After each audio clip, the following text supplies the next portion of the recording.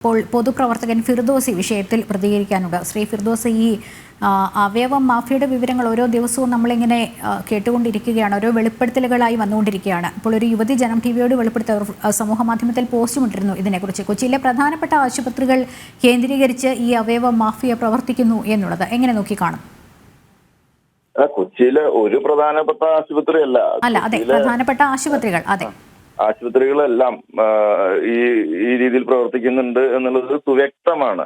കഴിഞ്ഞ കുറച്ച് വർഷങ്ങളായിട്ട് നമുക്കൊക്കെ അറിയാവുന്ന കാര്യം. ഈവൻ എന്താ പറയാ, DMEക്ക് പോലും അല്ലെങ്കിൽ ഇത് പരിശോധിക്കേണ്ടതും ഇതിനെതിരെ നടപടി എടുക്കേണ്ട അധികാരികളായിട്ടുള്ള കേസോട്ടോക്ക് ഇപ്പൊ KNOs അവർക്ക് പോലും അറിയാവുന്ന കാര്യങ്ങളാണിത്. അവയവ കച്ചവടം നടക്കുന്നുണ്ട് എന്നുള്ളത്. പക്ഷെ അതിനെ തടയാനുള്ള മെഷർമെന്റ്സ് എടുക്കാത്തത് എന്തുകൊണ്ടാണെന്ന് വെച്ചാൽ ഈ ആശുപത്രികൾക്ക് കോടികളുടെ സമ്പാദ്യം കിട്ടുന്നത് ഇത്തരം അവയവ ട്രാൻസ്പ്ലാന്റേഷനിലൂടെയാണ്. അതില് നമ്മൾ മനസ്സിലാക്കേണ്ട ഒരു കാര്യം, അവയവം വിൽക്കുന്നതിന് മാത്രമല്ല ഒരാൾ പൈസ കൊടുക്കേണ്ടത്. ഇപ്പൊ എനിക്കൊരു അവയവം വേണമെങ്കിൽ ഞാൻ ആ അവയവത്തിന് 15-20 ലക്ഷം രൂപ കൊടുക്കണം. അതിന് പുറമെ അത് ചികിത്സിക്കാൻ ഒരു 15-20 ലക്ഷം രൂപ വേറെ കൊടുക്കും. കിഡ്നി ആണെങ്കിൽ ഒരു 10-15 ലക്ഷം രൂപ കൊടുക്കണം. ഇനി ലിവർ ആണെങ്കിൽ 10-30 ലക്ഷം രൂപ കൊടുക്കണം. പിന്നെ ഈ അവയവ കടത്ത് അല്ലെങ്കിൽ അവയവ കച്ചവടം നടക്കുന്നുണ്ട്, ഇതിന് പിന്നിൽ ആശുപത്രികൾ ഇത്തരം പ്രവർത്തികൾ ചെയ്യുന്നുണ്ട് എന്നുള്ളത് അവർ അറിഞ്ഞുകൊണ്ട് തന്നെ ചെയ്യുന്നത്. കാരണം ഈ ഒരു അവയവം നമുക്കൊരു കിഡ്നിയോ ലിവറോ കൊണ്ടുപോയിട്ട് ഒരു ചായക്കടയിൽ വെച്ചിട്ട് മാറ്റി വെക്കാൻ പറ്റില്ല. അതിനൊരു മൾട്ടി സ്പെഷ്യാലിറ്റി ആശുപത്രി തന്നെ വേണം, ഈ സൗകര്യങ്ങളോട് കൂടിയുള്ള ആശുപത്രി തന്നെ വേണം. ആ ആശുപത്രിയിൽ അങ്ങനെ ഒരു ട്രാൻസ്പ്ലാന്റേഷൻ നടക്കുന്ന സമയത്ത് അവരുടെ ഉത്തരവാദിത്തമാണ് അത് പരിശോധിക്കേണ്ടത്.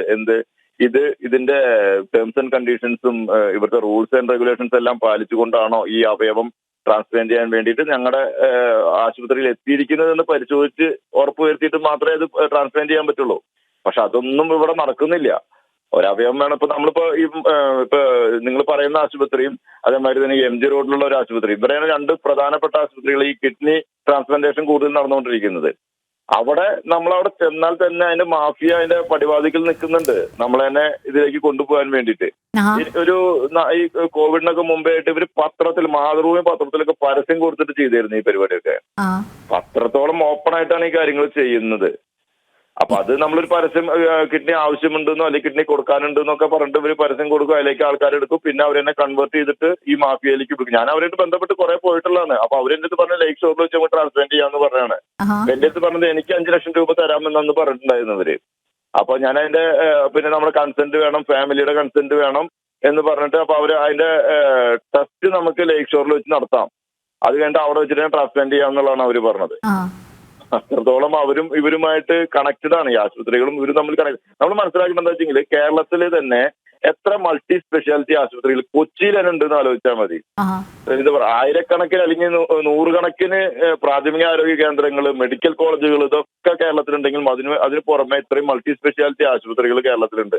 ഇവർക്ക് റണ്ണിങ് കോസ്റ്റ് എങ്ങനെ മീറ്റ് ചെയ്യാൻ പറ്റും? ഇത്തരം കാര്യങ്ങൾ ചെയ്താലേ ഇത് മീറ്റ് ചെയ്യാൻ പറ്റുള്ളൂ. അതുകൊണ്ടാണ്